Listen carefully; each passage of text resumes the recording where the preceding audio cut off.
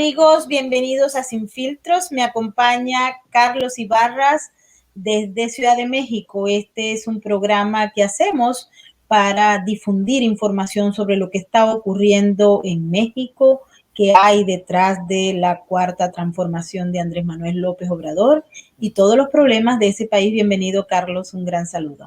Igualmente, Maybord, saludos, un gusto de saludarte, al igual que todos los amigos que nos ven y nos escuchan allende las fronteras mexicanas y en el resto del continente, en todos los países donde hablamos nuestra lengua castellana. Un gusto de saludarlos, muy buenas noches y especialmente a toda la diáspora latina allá en Nueva York. Así es, y a esta hora vamos a darle la bienvenida a todas aquellas personas que nos están acompañando en nuestro superchat. Recuerden que para nosotros es muy importante todos sus comentarios y opiniones, y también les pedimos que si les gusta nuestro trabajo, nos regalen un like, se suscriban al canal y compartan el enlace con sus amigos, con sus contactos, para que podamos ganar la batalla cultural y los algoritmos de YouTube. Así es que bienvenidos todos y en especial un agradecimiento a todos nuestros moderadores, a Nesta, a Migdalia Chirinos, a Tamaris López y a Lontan. Mil gracias por acompañarnos y por moderar todos los comentarios del superchat. Ahora sí, Carlos, ¿qué tenemos para el día de hoy, para nuestra programa de Sin Filtros México? Bueno, hoy nos acompaña nuestro aliado y socio estratégico Francisco de Ángelo, director de Benemex, y tenemos también como invitada especial en esta noche a la maestra Sara Elvira Morgan Hermida. Ella hasta hace algunos días desempeñaba funciones como procuradora de la defensa del trabajo de la Ciudad de México. Es alguien que conoce a fondo esta problemática, que conoce evidentemente bien su rama, que es el derecho, pero además también tiene una visión muy particular acerca de lo que está ocurriendo en México con estos temas, con lo que tiene que ver con la aplicación del derecho y una visión muy particular, Maybord, amigos, que la maestra Morgan tiene, es que en México tenemos leyes bien hechas, pero que no necesariamente se aplican y menos en estos tiempos. Muy rápidamente les platico que ella es licenciada y maestra en Derecho por la UNAM, además de que cuenta con diplomados en la Universidad Autónoma Metropolitana, en el ITAM. De hecho, son 2 maestrías las que ella tiene por parte de la UNAM. Ha sido consultora, ha formado parte del Instituto de Investigaciones Jurídicas de la UNAM, de la Junta de Conciliación, de la Junta Federal de Conciliación y Arbitraje aquí en México, y como comentábamos recientemente, procuradora de la defensa del trabajo de la Ciudad de México. Ella es Sara Elvira Morgan y vamos a tener el gusto de escucharla esta noche. Maybord, amigos del auditorio. Así es, y bueno, vamos a darle la bienvenida. Muchísimas gracias, Francisco de Ángelo, por estar con nosotros. Hola, buenas noches, ¿cómo están? Muy interesante esto, más con la nueva ley de outsourcing. A nuestra invitada Sara Morgan Hermida. Muchísimas gracias por estar con nosotros. Muy buenas noches, Maybord, Carlos y Francisco. Es un gusto estar compartiendo con ustedes y con su auditorio esta charla que tendremos. Sí, adelante, Carlos. Y pues muchas gracias, maestra Sara Elvira Morgan, bienvenida a tu espacio. Pues justamente platicábamos un poquito antes del aire de esta percepción que tienes acerca de que en México tenemos buenas leyes, pero que no necesariamente se cumplen a cabalidad. Por favor, si pudieras platicarnos un poquito de esto, cómo así o por qué surge ¿por qué identificas que ocurre esto acá en nuestro país? Adelante. México, como muchísimos otros países de Latinoamérica, tiene extraordinarias leyes, extraordinaria formación de leyes, pero es muy complejo que una persona pueda ejercitar sus derechos y pueda, sobre todo, hacerlos valer, que eso sería la idea última de la justicia que tendríamos que tener. México es un país muy avanzado y técnicamente pulido en la emisión de legislación, pero desgraciadamente no estamos muy emparentados con la idea de justicia, como dijera Marja, porque el punto de México, así como muchos países de Latinoamérica, es que no puede ser ejercitada la justicia, al contrario de otros tantos países en los que no tienen leyes tan sofisticadas, pero que se da muchísimo más apertura a lo justiciable. ¿Y a qué me refiero con eso? ¿A qué me refiero con justicia? Bueno, pues la justicia es hacer evidente que ante un trato malo que hayas tenido o ante una violación a tus derechos, el derecho sea exigible y haya un resarcimiento de. En nuestros países, la legislación es muy bonita y en especial en México es muy bonita, es muy entera, pero es muy cosmética en el sentido de poderla ejercitar. Se debe esto a muchísimos factores, entre ellos la formación misma de la sociedad. Es decir, la sociedad mexicana cumple con legislaciones mediante muchísimas falsedades y eso es lo que hace ganar o perder un juicio dentro de esta cosmovisión de lo realmente correcto. Creo que en México nos falta ser muy honestos y debe de ser una de las grandes virtudes humanas que en estos momentos todos deberíamos ejercer. Para ponerles en contexto o un gran ejemplo, en Estados Unidos no solo se castiga la comisión de un delito o una falta a una legislación, se castiga también el mentir. Entonces, por ello, hacen cierto tipo de juramentos ante la legislación, pero si con todas las pruebas que se presentan hay una falta de verdad, se castiga no solamente este delito, como ya les he comentado, sino muchísimo más, incrementa el castigo o la sanción, como se conoce en derecho, por cuestiones de haber mentido.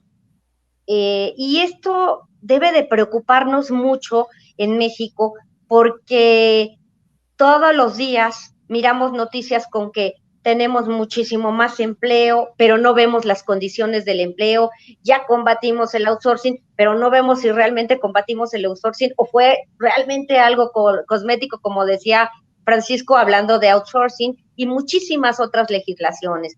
Tenemos muchísimos más delitos que se han evitado, pero no sabemos si es porque se han evitado en sí o por la falta de denuncia, porque ir a perder el tiempo con el organismo que da la justicia penal sea realmente dificultoso, cosa que sí es.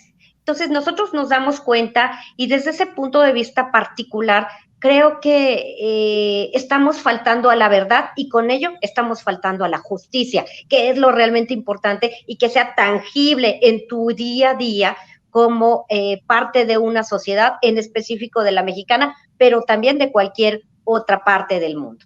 A eso me refiero con justicia y a eso creo que nos deberíamos referir. Francisco, adelante, por favor. Este tema es interesantísimo y como está pensando la maestra en el tema de la verdad, el sentido de la verdad y el sentido probatorio de la verdad también en Latinoamérica parece a veces un chiste. A veces uno va a una autoridad, no digo solo en México, porque pasa en muchos países, y entonces lleva su identificación, pasaporte, y dice, ni falta más, tráigame más cosas para decir si usted es usted, por ejemplo, ¿no? Firme que usted está diciendo la verdad y mil cosas, hay miles de pruebas y todo se vuelve muy engorroso. Entonces, la verdad es relativa y tenemos muchas veces los políticos diciendo verdades a medias, verdades subjetivas y números falseados. Pero hay un tema que a mí me llama mucho la atención. Cuando una compañía va a contratar personas en México, es muy costoso. Cuesta entre todo lo que hay que pagar de seguro social, este tipo de cosas, a veces son beneficios a los empleados, con los cuales tienen derecho, entendemos, pero sube el 30% la nómina. Si usted, tengo entendido, si no estoy en lo cierto, que usted es experta, que me lo diga. Si son 10,000 pesos de sueldo que quieres darle al empleado, hay que pagar 13, a veces hasta 15.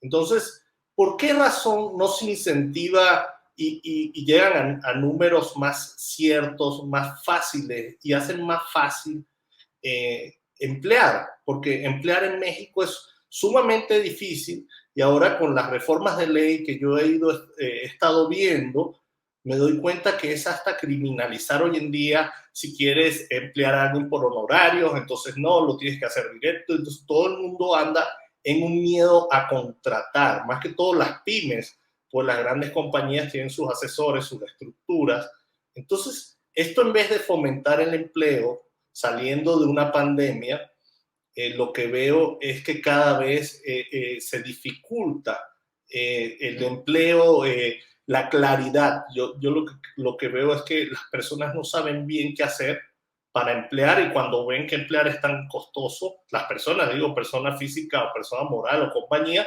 entonces dicen mejor no hago nada. Y eso quita el incentivo de que existan más pymes, más emprendedores, se creen más empleo, más riqueza. Eso me preocupa bastante. ¿Qué opina usted de eso? Bueno, esa no es una pregunta, Francisco, eso es una gran reflexión, ¿de acuerdo? El punto con México, como ya lo reiteraba, es que no tenga una buena legislación, es que es sobreregulada la legislación. Cuando tienes algo sobreregulado, en lugar de proteger, desproteges. Ahora, ¿por qué es tan caro la seguridad social en México? Pues porque es como cualquier aseguradora, relativizando la edad, los costos de operación, puede ser que te accidentes el trabajador o la trabajadora, y el punto es que empiezan a haber sumas incalculables de lo que tiene que pagar un empleador para que pueda contratar a alguien. Lo que sucede con eso es que tenemos más del 60% de los empleadores trabajando con trabajadores en una cuestión que todo mundo debe de conocer, que se da en muchos países, que se llama informalidad. La informalidad lo que ocasiona es que cada vez más la seguridad social y la seguridad de impuestos, porque el impuesto no es un castigo, aunque diga la palabra impuesto, es un beneficio social y lo vemos en comparación con otros países. O sea, un país que tiene menos informalidad tiene mejor transporte, tiene mejores formas de trabajo, tiene mejores construcciones, no tiene no planificación en la construcción, como lo acabamos de ver con la desgracia del cerro que se desgajó en México. No hay tantas desgracias humanas. La gente construye donde debe construir, la gente se transporta con transporte público de primer nivel y la gente no está dispuesta a perder. Eso sí que es un privilegio. Pero como en México nunca hemos vivido una situación de privilegio a partir de lo impositivo, pues lo que hace la gente o los empleadores ante tanta sobreregulación y no poder contratar a expertos, porque ya con esto se requiere un experto para que tú puedas contratar a alguien. Entonces, resulta tan obstaculizado este punto de cómo contratar a una persona para que le respetes todos sus derechos de seguridad social y aparte que no te salga más costoso que la operación de la empresa, que pues las empresas deciden en muchos casos o no invertir o deciden trabajar con operaciones como las que se dieron antes de la reforma del outsourcing, bajo la idea del outsourcing, que alguien más se encargue de todo ese papeleo y no yo como empresa, que yo me quiero dedicar a fabricar ciertas cosas, a dar ciertos servicios, pero no me quiero dedicar a tener siempre un juicio no con un empleado o empleada, sino con todos aquellos instrumentos que supuestamente hacen formal el derecho en México, ya sea el Seguro Social, el Infonavit, toda esta reglamentación. Entonces, yo tengo que tener muchísimo dinero, lo cual ya no me convierte en una pequeña o mediana empresa, porque pues por eso son pequeñas o medianas empresas, y entonces las pequeñas o medianas empresas son siempre las que tienden a desaparecer ante estos embrollos jurídicos que nos obstaculizan, dada la cantidad de normatividad que tienes que cumplir. Evidentemente, eso favorece a las grandes empresas o a los grandes consorcios que sí pueden darse el lujo de tener aparatos integrales jurídicos, no solamente en normatividad laboral, sino en normatividad mercantil, en normatividad penal, en todas las especializaciones del derecho. Y eso es en detrimento justamente, como lo acabas de decir, Francisco, de la mediana y pequeña industria. ¿Qué sucede con esto? Pues lo que vemos, que cumplimos a medias la ley, definitivamente no tenemos un sistema legal que se cumpla a cabalidad y afectamos al gran emprendimiento o al gran emprendedor. ¿Quiénes son? Pues aquellos personas que ponen de su vida, su dinero, que han juntado durante mucho tiempo y prefieren ya no arriesgarlo, sino invertir en muchísimas otras cosas que ya no serían elementos que dan mayores trabajos a la población, que se generaría ahí un círculo virtuoso. Lo que está sucediendo con esto es que ante la sobreregulación, pues la gente dice, no voy a permitir que me embarguen mi pequeño departamento donde yo vivo y donde yo habito, por poner un restaurancito o por poner una cafetería pequeña, porque no voy a poder, simplemente no voy a poder. Y que cuando yo tenga algún problema, así sea insignificante, que yo pudiera arreglar con el empleado o la empleada, pues no sea posible ante la expectativa de que le dan muchísimos abogados irresponsables de poder obtener incluso el negocio mismo. Es decir, desbancar a quien invirtió en ese negocio y darles a ellos ese mismo negocio, que dicho sea de paso, tampoco podrían cumplir con la regulación. Pero las personas no se van a arriesgar en su patrimonio, no se van a arriesgar en sus ganas de hacer las cosas simplemente por el hecho de que es insostenible el cumplimiento de una norma tan exigente cuando puedo poner yo mi negocio sin tener toda esa regulación y tampoco seré sancionado. ¿Sí me expliqué? Pues sin duda es un panorama preocupante el que nos platicas, maestra Sara. Definitivamente me llamó la atención una palabra que utilizaste en la primera intervención, la palabra mentira. En tu experiencia como fue el encargo de Procuradora de la Defensa del Trabajo de la Ciudad de México, ese componente, amén de todas estas posibles causas, ¿qué tanto perjudica el desarrollo del país o en este caso el desarrollo de la Ciudad de México? ¿Cuántas veces en los expedientes, entiendo que el derecho, pues justamente ese es uno de los puntos interesantes, que existen verdades históricas y verdades jurídicas, entonces, y no necesariamente coinciden ambas, pero ¿cuántas veces, por lo menos aquí en la ciudad, además de esta parte de sobreregulación, entre los particulares, podríamos decir que México tiene algún problema de dolo o un problema ya de mentir para buscar sacar algún beneficio, en este caso a empresas, empleadores o incluso hasta los mismos empleados? Definitivamente. Yo reiteré que en la legislación americana era castigado no solo el delito o la comisión sancionado, sino también era castigada la mentira. En México no hay esta figura de castigar la mentira, porque entonces muchísimas personas dejarían de hacerlo. A lo que voy es que la justicia no solo laboral, sino la justicia integral en México se ha ido transformando para poder adecuarse a la normatividad de nuestros mayores socios comerciales. Es una pena que solamente por una presión económica con Estados Unidos y Canadá, México tuviera que modificar su legislación para hacerla, y aquí voy a hacer hincapié en esto, hacer una norma efectiva, una norma eficaz y una norma de justicia. ¿Y a qué me refiero con esto? Hay un anexo, el 23A, en el TEMEC, que tiene otros nombres en Estados Unidos y Canadá, en el cual solo es con México y Estados Unidos y Canadá el hecho de que si falta México a su legislación laboral, es decir, que si no es eficaz, entonces Estados Unidos solamente le impone una sanción. ¿Qué quiere decir esto? Que sabemos de las connotaciones que ocurren dentro de la justicia laboral con respecto a las mentiras. Hay una relación directa. Se ganan y se pierden juicios diariamente y son muy largos. ¿Y quién puede sostener un juicio muy largo? pues solamente aquellos y aquellas que tienen el poder en sus manos, que tienen no solo el conocimiento, sino los conocidos dentro de la justicia mexicana, lo cual es de lamentarse totalmente. Lo que necesitamos es lo que se hizo o lo que tratamos de formar dentro de la Procuraduría durante mi gestión. Un mayor acceso a este método que se llama el método de conciliación. En el método de conciliación alejamos un poco, no lo alejamos totalmente porque está considerado dentro de la legislación, pero acercamos y hacemos cálculos correctos de lo que un trabajador o trabajadora debe de obtener mediante un juicio y también de lo que debe de pagar una empresa, conforme a la ley, diciéndoles de cara qué es lo que sí y qué es lo que no.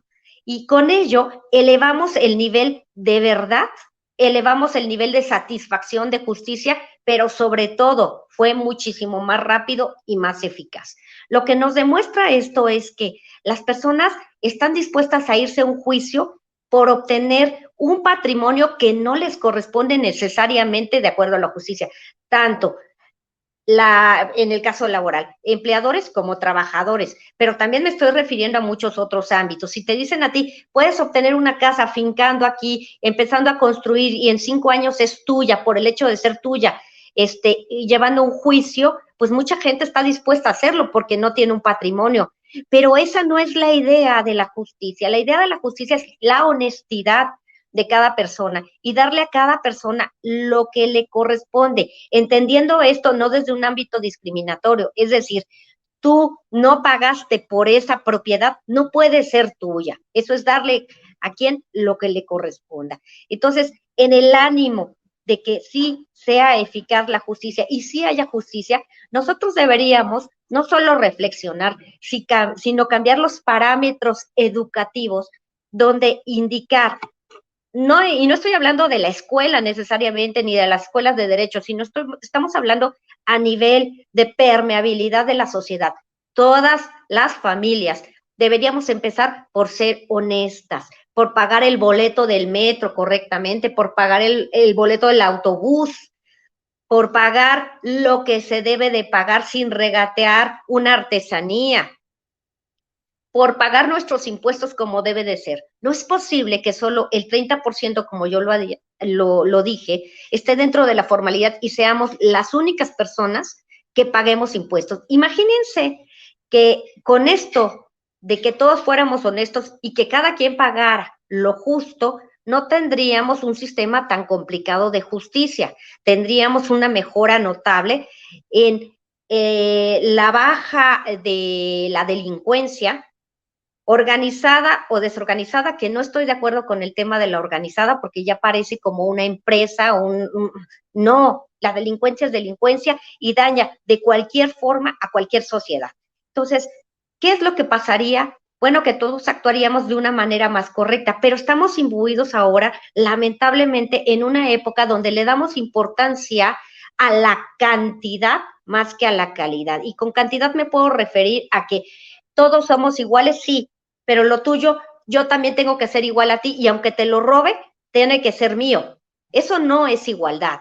La igualdad es crecer y dar sentido de vida a cada una de las personas, teniendo y pudiendo alcanzar lo que pueda con lo que tú traes dentro, ya sea de manera intelectual, ya sea como le quieran llamar, la suerte, la posibilidad, las habilidades blandas, las habilidades duras, que son tanto escuela como el método para hacer posibles ciertas gestiones que otras personas no tienen. Pero si estamos viendo que no hacemos bien las cosas, incluso como sociedad, pues también vamos a tener lo que merecemos y tenemos como sociedad entonces una justicia que no es realmente lo que Ulpiniano hubiera dicho de la palabra justicia, es decir, los romanos, que fue con lo que empezamos nosotros todo el sistema de justicia a nivel mundial, excepto por Asia. Pero creo que hay valores homogéneos en todo el mundo. Y el valor de la honestidad dentro del marco de una sociedad es un valor fundamental que no estamos atendiendo. que no estamos respetando, y por eso, no sé si ustedes se han percatado, pero hay cada vez más catástrofes, más sociedades descompuestas, muchísimas más nihilismo, que es un poco de anarquía dentro de las sociedades, aunque haya legislaciones, y también hay un gran vacío espiritual, que eso también tiene mucho que ver. No sé si también se percatan de hay muchísimos libros de autoayuda que nos quieren llevar a un plano en el que no podemos cuando estamos vacíos. Justamente la justicia, la verdad, el derecho están tomados de la mano. No pueden ser uno sin el otro. Estamos queriendo ver la justicia solo con un ánimo económico, y eso es nada más un punto en el que debemos reflexionar. Esto no es así. Tenemos que darle validez al valor de la verdad, porque si no, no guardaremos esperanzas para una sociedad y un futuro mejor. Adelante, Francisco. Y muy interesante. Tengo entendido que las leyes laborales en México, una pyme es tratada como una gran industria o como una transnacional, o sea, son igualitarias. Lo que hace un problema muy grave en la competencia, porque cuando eres pyme tienes muchas desventajas y no logras competir con estas grandes compañías. Entonces, ¿qué debería hacer el Estado, los legisladores en este caso? Y la otra pregunta, creo que es una pregunta que nos hacemos todos cuando hablamos del tema laboral: ¿qué hacer con la informalidad? Deberían entrar en sistema, pero lo que he visto en los últimos años es que en vez de entrar en sistema o tratar los gobiernos, los legisladores, meterlos en sistema, los ahuyentan. O sea, más bien veo más gente yendo a la informalidad.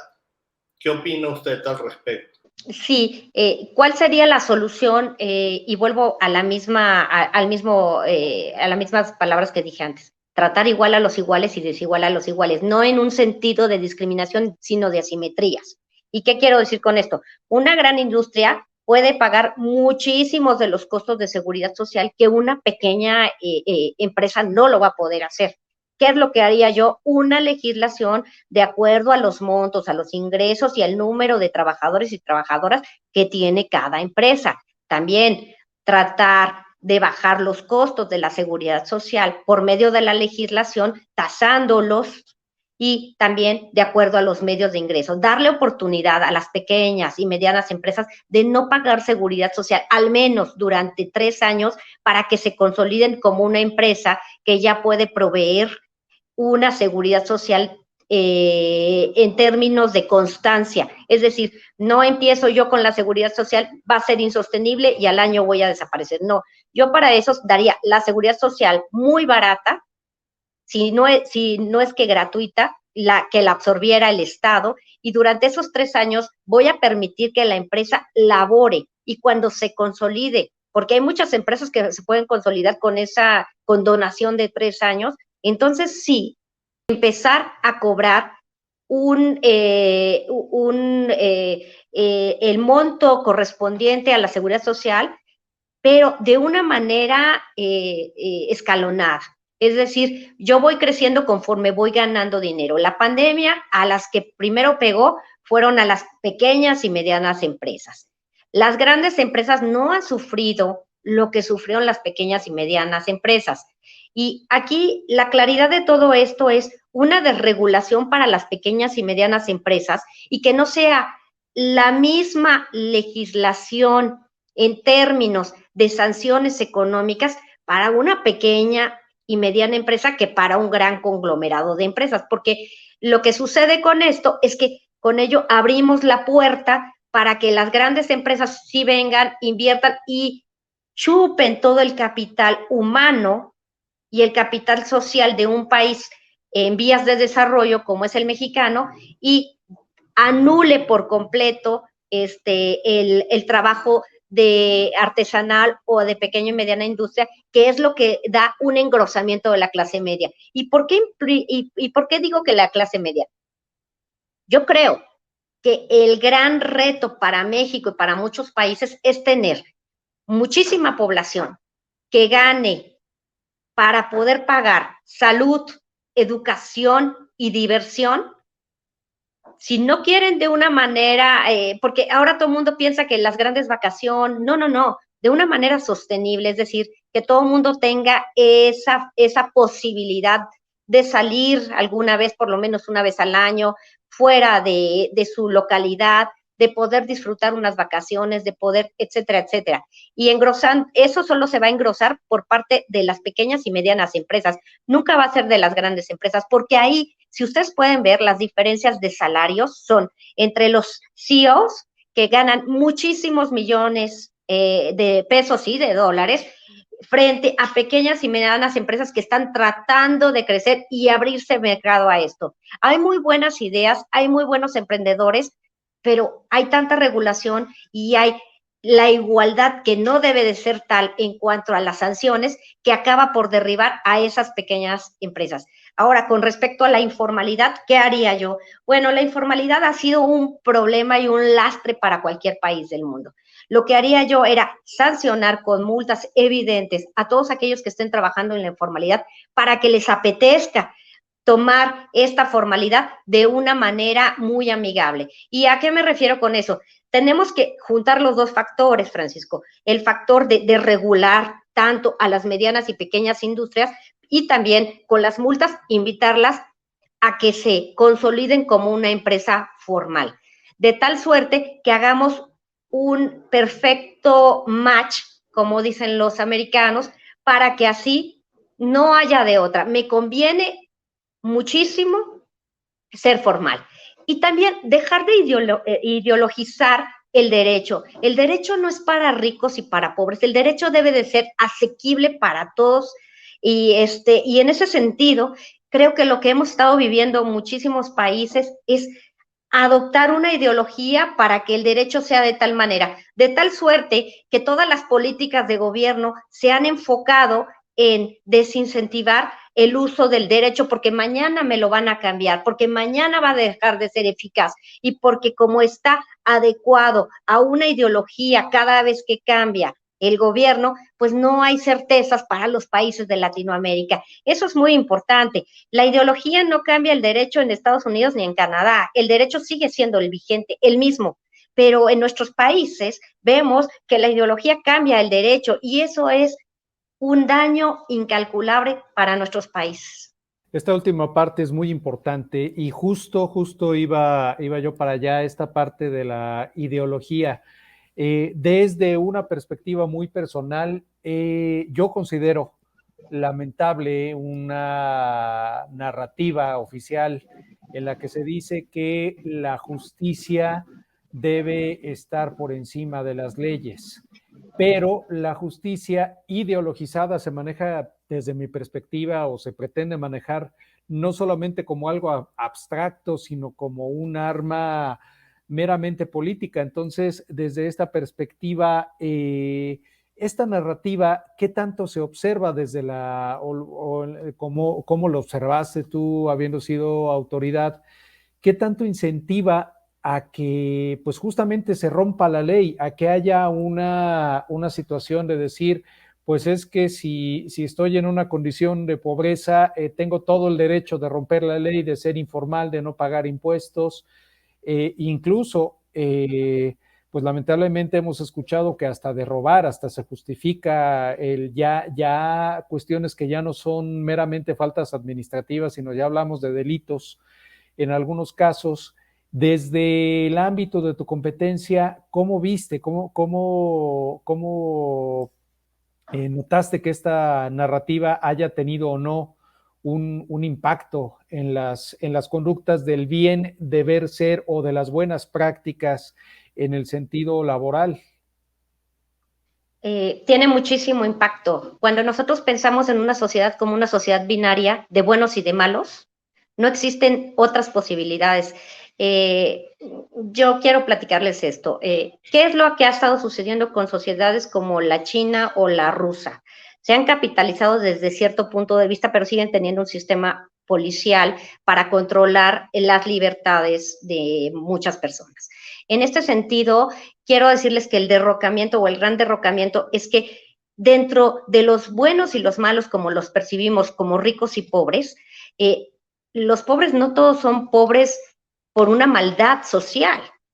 Muchos han elegido ciertos caminos que los hacen vivir cierto trasfondo, no solamente social, sino de costumbres, y por eso se siguen en esa misma línea. No quiero decir que todo sea así, pero lo que puedo observar es que no podemos ser una sociedad binaria. O sea, no todos los pobres son buenos per se, aunque así se considere, y lo que sucede con esto es un abuso de la legislación y de pasar por encima de la legislación. Ya no solo ahora los grandes capitales, sino también personas a las que supuestamente les hemos dado un derecho porque pobrecitos, como decimos acá en México, han sufrido mucho, pero el hecho de que una persona sufra mucho no le da el derecho para cometer un abuso delictivo.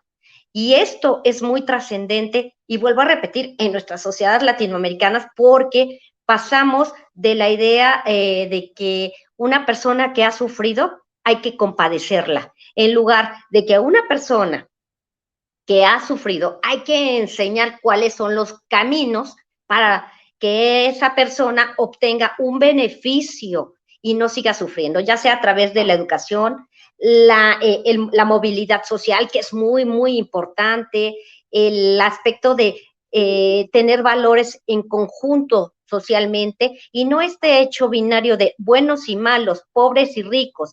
Y la clase media es la que está sufriendo ese gran embate tanto de unos como de otros. Unos tienen el poder económico y ahora los otros tienen el poder de la pobreza y que me da derecho a hacer lo que me venga en gana. Y eso tampoco está correcto, no solamente porque yo diga que no está correcto, sino porque nos está ofendiendo como sociedad y nos está dañando como sociedad. Cuando nosotros vemos que ponemos un parque para mejorar las condiciones de vida de mucha gente que no tiene la posibilidad a lo mejor de tener una escuela bonita, pero puede tener un parque, vemos esos parques rayados y vemos esos parques en los cuales los desfalcan, es decir, ya al otro día tú ves que les robaron los columpios, rayonearon las resbaladillas, pero eso es un ambiente dañino, ¿no? Lo que nosotros debemos de aspirar es combatir esos ambientes dañinos e impregnarlos de este halo de que es muchísimo mejor que todos estemos bien dentro de una sociedad. Pero cuando ya te han dicho que si creciste dentro de un ámbito de pobreza vas a continuar ahí, vamos a generar sociedades totalmente resentidas, y no necesitamos el resentimiento para crecer. Creo que cualquier país, cualquier sociedad, si empieza a traducirse y sus políticas y sus decires son a partir del resentimiento, vamos a dañar un pueblo, vamos a dañar un país y vamos a dañar el mundo. Ahí lo tienen ustedes. Estamos dañando el mundo, ya no solo en una sociedad, está afectando a los países de primer mundo. Alemania está siendo inundada. Inglaterra tiene nevadas como nunca había tenido. Estados Unidos, Nueva York y otros estados están teniendo inundaciones, ciclones, huracanes como los que nunca habían vivido. ¿Qué quiere decir esto? Que hay un desorden social, porque estamos ocasionando el ser humano que puede evitar este tipo de situaciones con nuestras conductas. Como todos merecemos todo, entonces podemos hacer lo que queramos. Y creo que no debemos partir de ello para que nuestra sociedad se crezca con una mayor belleza, con un mayor respeto hacia el otro o la otra. Ahí sí, México está perdiendo muchísimo. México se está creyendo que somos unos contra otros, y cuando tenemos un panorama tan gris, cuando todos somos buenos o malos o pasamos de un lado a otro porque podemos comprar un cochecito o porque una familia quiso enviar a sus hijos a una escuela particular y por eso ya forma parte de los otros, estamos faltando vuelvo a lo mismo, a la verdad, pero sobre todo nos estamos fallando como sociedad, y eso lo único que va a ocasionar es un gran caos, una gran desesperación de todas las personas que no logren tener lo que ellos piensan que deben de tener, nada más por el simple hecho de existir, sin una connotación de yo voy a trabajar por ello, yo quiero lograr cierto tipo de parámetros, yo quiero hacer esto, pero con trabajo de por medio, con cuestiones que me lo hagan de una manera legal, no de una manera ilegal. Entonces, por eso vemos el desbordamiento de la delincuencia organizada, que ya les dije que no estoy de acuerdo con ese tema, el desbordamiento de todo este tipo de ilegalidades, de que haya pueblos sin leyes, de que haya pueblos sometidos por la delincuencia donde ya no vive nadie, porque pues nadie puede vivir en un lugar donde no haya un ejecutor del derecho que ponga en cintura a todos los que cometan un ilícito. Estamos incentivando con un discurso ideologizado que se cometan grandes abusos dentro de nuestra sociedad, y eso finalmente va a pegarle a la clase baja, a la clase media y a la clase alta, necesariamente, igualito que como nos está pasando con el cambio climático.